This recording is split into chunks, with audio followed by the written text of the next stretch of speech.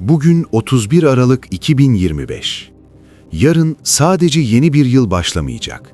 Belki de insanlık tarihinin en hızlı dönüşüm döneminin ikinci perdesi açılacak. 2025'e geri dönüp baktığımızda neler oldu?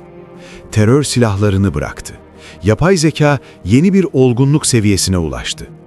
Donald Trump Beyaz Saray'a geri döndü ve dünya siyaseti yeniden şekillendi. İklim krizinde rekor sıcaklıklar kırıldı. Ancak aynı zamanda yenilenebilir enerji kapasitesi de tarihi zirvelere ulaştı. Deepfake teknolojisi olgunlaştı ve gerçek kavramını yeniden tanımladı. Uzayın ticarileşmesi hızlandı, biyoteknoloji sınırları zorladı. Ama asıl hikaye, yapay zekanın sessizce hayatımıza sızması oldu. 2025'in başında nüfusun %11'i düzenli olarak yapay zeka kullanırken, yıl sonunda bu oran %20'ye ulaştı. Yapay zeka bir asistandan çıkıp bir çalışma arkadaşı, bir yaratıcı ortak ve bir problem çözücü haline geldi. Peki, 2026'da bizi neler bekliyor? Yıllardır silahla anılan bazı örgütler ilk kez kamuoyu önünde silah bırakma ihtimalini tartışmaya açtı.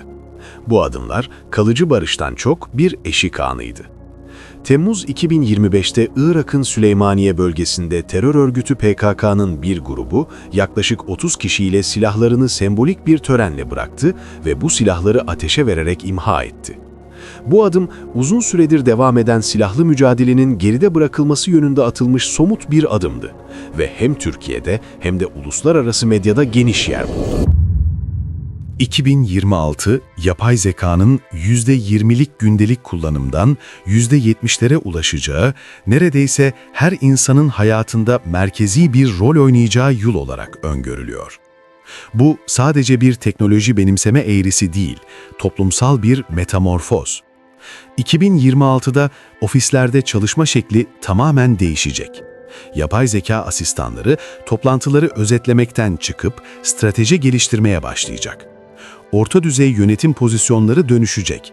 Ya yapay zeka uzmanı olacaksınız ya da yapay zekayı uzman olarak kullanacaksınız.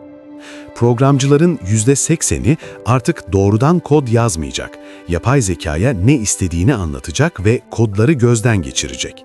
Bu, prompt mühendisi mesleğinin altın çağı olacak. Hukuk, muhasebe, mimarlık, klasik beyaz yakalı mesleklerin hepsi benzer bir dönüşümden geçecek. Ancak asıl devrim mikro girişimcilikte yaşanacak.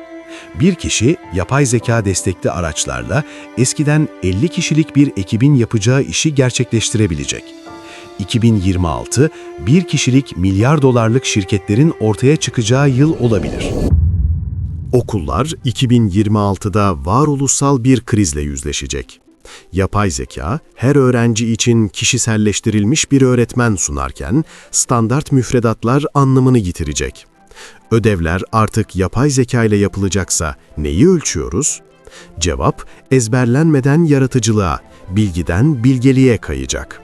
Eleştirel düşünme, etik muhakeme, duygusal zeka, yapay zekanın henüz yetersiz kaldığı alanlar eğitimin merkezine oturacak. İyi soru sormak, yeni okuma yazma olacak. 2026'da yapay zeka tarafından üretilen film, müzik ve edebiyat eserleri ana akıma girecek. Tamamen yapay zeka destekli ilk Hollywood filmi vizyona girecek. Spotify listelerinin yarısı algoritmik bestelerden oluşacak. Bir roman, yapay zeka ve insan yazarın ortak çalışması olarak Pulitzer adaylığına girebilecek. Bu da sanatçı kavramını yeniden tanımlayabilecek. Yaratıcılık artık sıfırdan yaratmak değil, küratörlük ve yönlendirme olmaya başlayacak. Fikir sahibi olmak en değerli beceri haline gelecek. 2026 paradoksal bir yıl olacak. Bir yandan yapay zeka, farklı görüşleri birbirine köprü kurabilecek. Algoritmaların tarafsız analizleri, insanları ortak zemin bulmaya zorlayabilecek. Diğer yandansa, herkes kendi gerçekliğini üreten yapay zeka asistanına sahip olacak. Yankı odaları bireyselleşecek. Deepfake teknolojisi 2026'da ayırt edilemez hale gelecek. Politik kampanyalarda hiç söylenmemiş konuşmalar viral olacak. Görmek inanmaktır deyimi tarihe karışacak. Artık gerçek mi, yapay zeka mı olarak ayırt etmekte zorlanmaya başlayacağız. Toplum olarak neye güveneceğimizi yeniden öğrenmek zorunda kalacağız.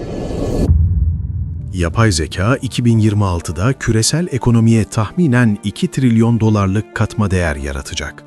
Ancak bu zenginlik adil dağılacak mı? Yapay zekayı kontrol edenler, yani büyük teknoloji şirketleri ve dev yatırım fonlarıyla geri kalanlar arasındaki uçurum daha da açılabilir. Evrensel temel gelir tartışmaları 2026'da ana akım politikanın gündemine girecek. İlk pilot ülkeler uygulamaya başlayabilir. Çünkü yapay zeka verimliliği artırırken geleneksel işleri de ortadan kaldırıyor. İnsanlar çalışmadan nasıl yaşayacak? Bu soru 2026'nın en büyük ekonomik sorusu olacak. 2026, Paris Anlaşması hedeflerine ulaşmanın kritik yılı olarak öne çıkıyor. Yapay zeka, iklim modellemesi, enerji optimizasyonu ve karbon yakalama alanlarında devrim yaratabilir. Akıllı şebekeler, enerji israfını %30'a kadar azaltabilir. Ancak yapay zekanın kendisi de enerji yoğun bir teknoloji. Veri merkezleri 2026'da bazı ülkelerin toplam elektrik tüketiminin %5'ini kullanacak. İklimi kurtarmak için kullandığımız teknoloji aynı zamanda iklimi tehdit ediyor. Bu paradoks 2026'da çözülmek zorunda. 2026'da Mars'a gönderilmesi planlanan ilk insanlı misyonda, pilot ve yardımcı pilot koltuklarında yapay zeka destekli sistemler yer alacak. İnsanlar karar verici olacak. Ancak uçuş, navigasyon ve kriz yönetimi büyük ölçüde otonom zekalara emanet edilecek. Aynı dönemde Ay'da kurulması planlanan araştırma üssünün tasarımı, inşası ve günlük operasyonları da büyük ölçüde otonom sistemler tarafından yürütülecek. Uzay artık yalnızca devletlerin değil, yapay zeka destekli startupların da oyun alanı. Fırlatma maliyetlerinin düşmesi ve otonom teknolojilerin olgunlaşmasıyla birlikte 2026 uzayda gerçek bir demokratleşme yılı olabilir. Küçük ekipler ve özel girişimler geçmişte yalnızca süper güçlerin ulaşabildiği hedeflere yaklaşmaya başladı. Ancak bu yeni çağ beraberinde yeni soruları da getiriyor. Ay'daki su, mineraller ve nadir elementler kime ait olacak? Otonom sistemler insanlık adına hangi kararları alabilecek? Ve en kritik soru, uzayı yönetecek olan şey uluslararası hukuk mu olacak yoksa algoritmalar mı? 2026 insanlığın uzaya ne kadar çıktığından çok, uzayda kim adına ve nasıl karar verdiğini sorguladığı yıl olarak hatırlanabilir. 2025'in son gününde, yarına atılacak adımın eşiğinde duruyoruz. 2026, yapay zekanın hayatımıza %20'lik bir misafir olmaktan çıkıp, %70'lik bir ev arkadaşı olacağı yıl olarak tarihe geçebilir. Bu dönüşüm heyecan verici mi? Kesinlikle. Korkutucu mu? Elbette. Ama kaçınılmaz mı? Belki de. Asıl soru şu, bu gücü nasıl kullanacağız? Yapay zeka bir araç, tıpkı ateş, tekerlek ya da baskı makinesi gibi. İnsanlık tarihinde her büyük araç hem mucizeler hem de felaketler yaratma potansiyeli taşıdı. 2026'ya girerken elimizde tarihin gördüğü en güçlü araç var. Bu gücü açlığı bitirmek, hastalıkları yenmek, iklimi korumak ve evrenin sırlarını çözmek için mi kullanacağız? Yoksa eşitsizliği derinleştirmek, özgürlükleri sınırlamak ve kontrolü yavaş yavaş kaybetmek için mi? Cevap, yarın başlayacak yolculukta saklı. Ve bu yolculuğun yolcuları biziz. İnsan ve makine. Birlikte. Ama belki de asıl soru şudur. Yapay zeka bizi değiştirmeden önce biz kendimizi değiştirebilecek miyiz?